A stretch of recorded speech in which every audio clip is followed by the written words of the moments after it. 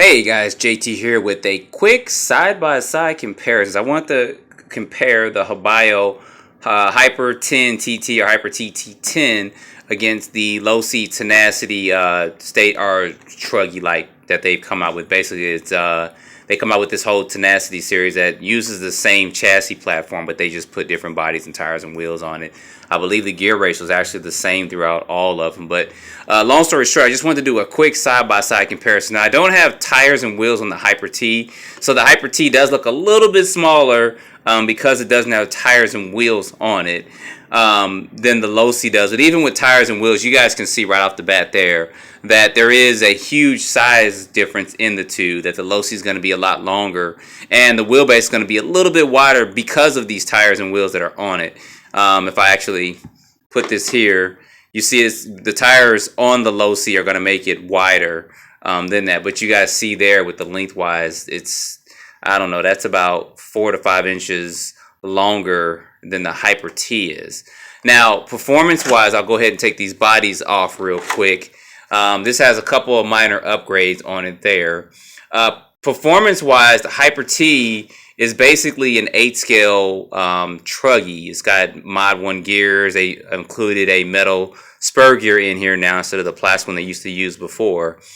With that, you guys see up in here, it is a little tight. So when you put stuff in here, it is going to be a little tight for putting all your electronic stuff in there, but you see you can get them to fit. Sometimes people put their receivers down here, etc., but you just have the chance of that getting caught up in that drive shaft. It depends if you have, like I have here, I have a cordless one there. But let me turn a little bit of light on too, because I am in the war room, so excuse the dirtiness. So as with the Losi, you guys know that this is a plastic chassis. This is, of course, an aluminum chassis, so there's a difference there. And the battery loads from the bottom on this Losi.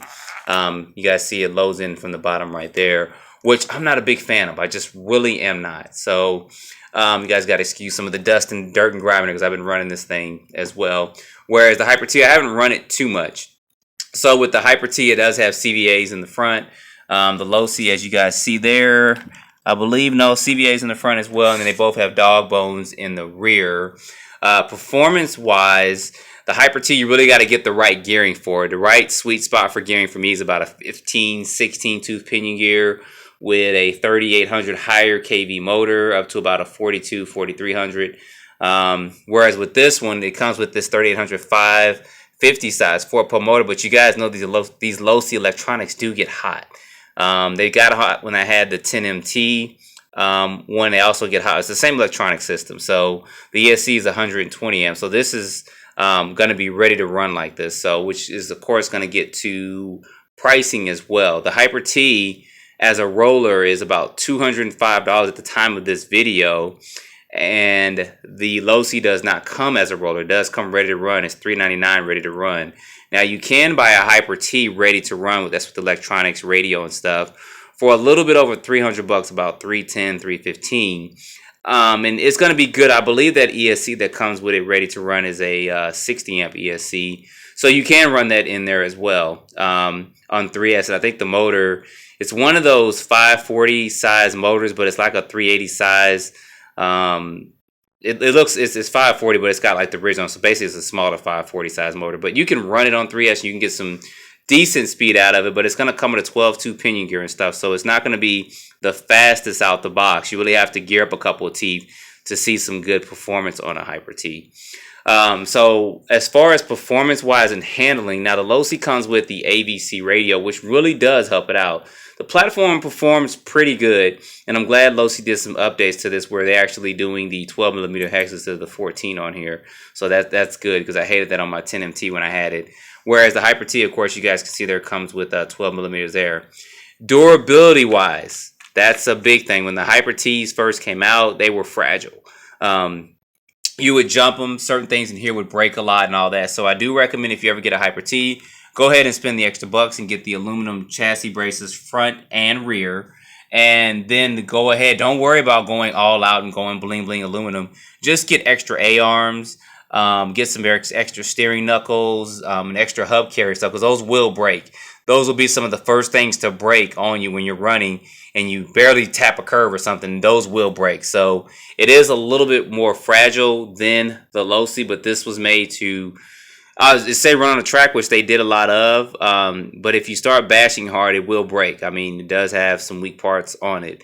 I think Integy makes some parts as well, some aluminum parts. But Integy's kind of a 50-50 with that. I'm not going to go into detail about that, but you guys can search on Integy parts. It's back and forth with it, so I'll leave it at that. So as far as with this goes, some of the biggest things is just making sure that you got your differentials and stuff filled, and that's on both cars, matter of fact, because I think they both come with grease inside of them. And then just the biggest thing is with this is the electronics. This motor just gets really hot when you run it. I'm not sure why Losi hasn't figured out what they're doing wrong with their motors. Even though this is a 4-pole 550 size motor, it still gets hot. On my 10MT, not on this one, I ran it. I got the motor up to over 300 degrees on 3S. And I just kept running. I was like, screw it. If it burns up, it burns up. So we'll leave it at that with that. So I don't know how a Hyper T runs ready to run out the box. I've never had one. But I have seen videos of people running these out the box, and they run pretty good. I mean, it comes with basic electronic stuff, but you don't have to worry about that overheating problem. But with the Hyper T, you are getting the aluminum chassis, you are getting the Mod 1 gears, you are getting basically an 8-scale platform. And for some of you guys don't know, if you look this up and look up the history of the Hyper T, it was actually built as a 12-scale car. And then, of course, they just put bigger tires and wheels on it and just kind of sells 10-scale. So it is going to be a little bit, probably about the same size as the Stampede, maybe just a tad bit smaller if you do a conversion on it. Jang did one on yours. I've seen a lot of other people did that as well, converting their Hyper T to, converting their Stampede to a Hyper T.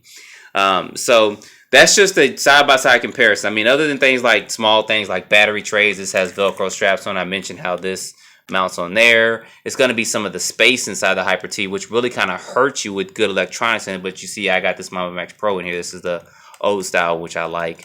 Versus Losi's going to have a lot more room on it. But this chassis is also built for a short course truck, which Hobayo did for this as well. They just kind of stretched it out as well. And I believe Ozzy RC's got some videos of the Hyper 10 SC running as well. So you guys can check his videos out and see how that runs. So guys, that's just the comparisons between this. I know there's a few questions coming up about it. So I just wanted to shoot I would say quick video, but it's about 7 minutes long.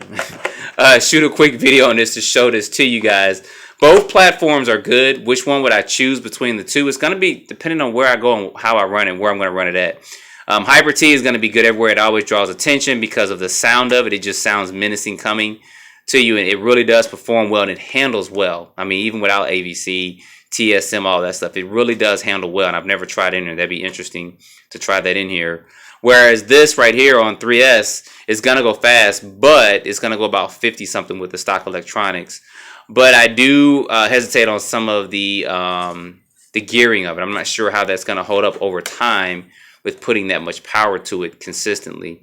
I think it should hold up because it is built kind of on the SCT platform with some of those same internals on it. But that has yet to be seen. We'll maybe try to do a shootout between these two at some point in time and see how these bad boys perform. So, as always, guys, don't forget to like and subscribe and stay tuned for more videos. Thanks for watching.